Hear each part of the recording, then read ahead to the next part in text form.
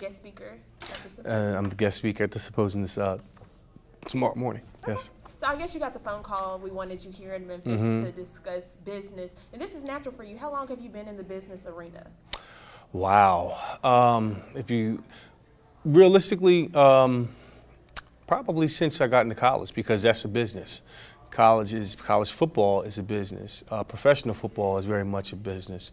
I've been associated in the business pretty much my entire adult life, you know, dealing with contracts and on the player side, being a rep on the players' union side.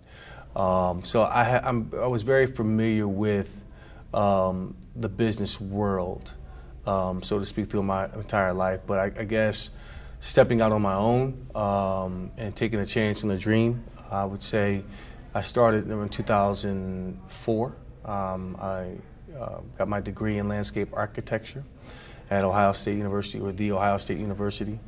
And I wanted to start my own landscape architecture firm, and I did just that. And I got with a former professor of mine who then recruited two other gentlemen who were looking for something new and exciting. And we created the Edge Group, and we've been in business for well over 15 years. And they're still going strong. And since that time, you know, my interests have changed, and based off of that, I've segued out of that business. But that was really my first true introduction to the world of business, or being a real entrepreneur. And taking that leap of faith, so many people want to get into the business realm, but they're scared, you know, it might fail. What would you say to encourage them to take that first step? Take the first step, you know, you have to step out of that boat and trust that, you know, you'll land safely. And there's no such thing as failure. The only way you fail is if you stop. That's the only way you fail. You're going to, you know, each setback, each time a door closes or something doesn't work out is a lesson learned and an opportunity to grow. It's wisdom. It's not about getting to the destination of making money and so forth. We all want to get there, but it's about those steps that you learn along the way that you appreciate. You know, you're going to be tested along the way. Do you really want this dream? How are you going to get it? You know, does it keep you up at night? As you toss and turn about the ideas that are floating around your head, and how do you get it on paper? How do you create the right alliances? How do you get the financing and so forth to build out this dream? It takes that. It takes guts. It takes guts. It takes a little luck, and it takes work ethic. And that's what I believe is the formula for any success, whether it's playing football, in the business world, being a doctor, lawyer. It takes that level of commitment and that level of faith to continue to walk in faith and not by sight.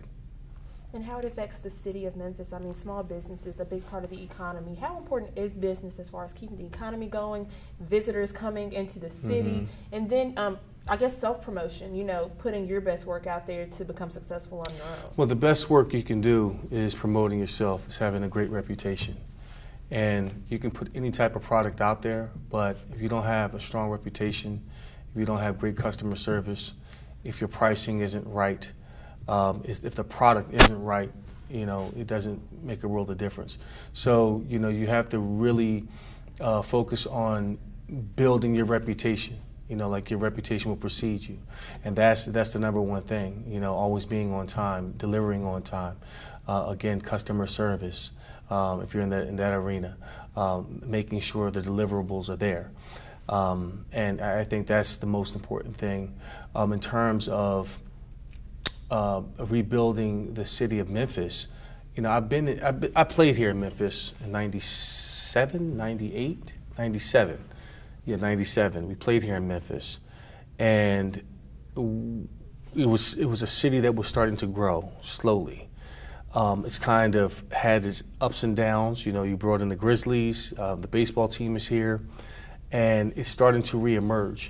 I think there's a great deal of opportunity, you know, looking at the empty buildings, looking at the opportunities given where we are in our political environment. Regardless of how you feel about, you know, who's our president, you have to really begin to find the opportunities and where they lie, and understand that it's pro-business. And if you look at the stock market, it's been on fire.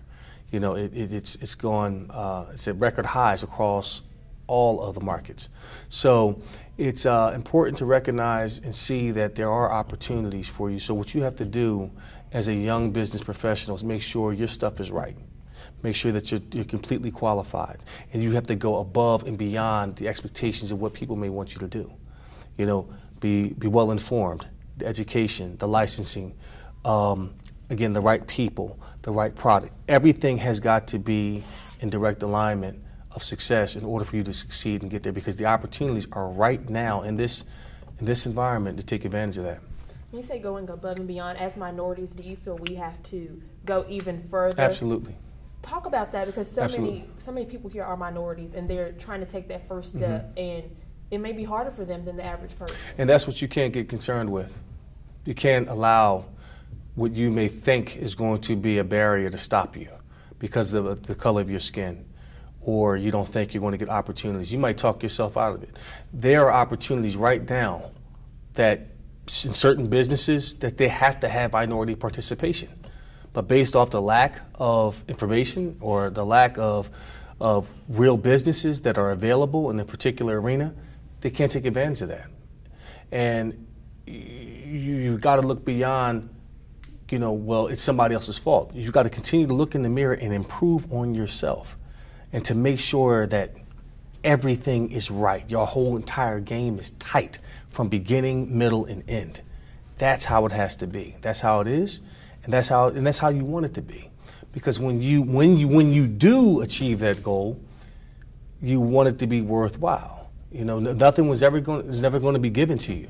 So I say that, you know, for African American men and women and minorities in general, you've got to make sure your entire game is tight from beginning, middle, and end. And lastly, tomorrow I know you're going to be speaking at the symposium. I'll be there. What do you want people to gain from your speech? What encouragement do you want them to get? Well, to be inspired, to truly be inspired. I've come through a lot. You know, I like to say I'm battle tested. You know, growing up in Philadelphia and the road that I've traveled to get to where I am, to realize the importance of education, of being around the right people, of having a unwavering faith in God and the path that I'm on, and trusting that, you know, putting the blinders on and not looking side to side to see what else somebody else is doing and be jealous and envious and it distracts you from your goal.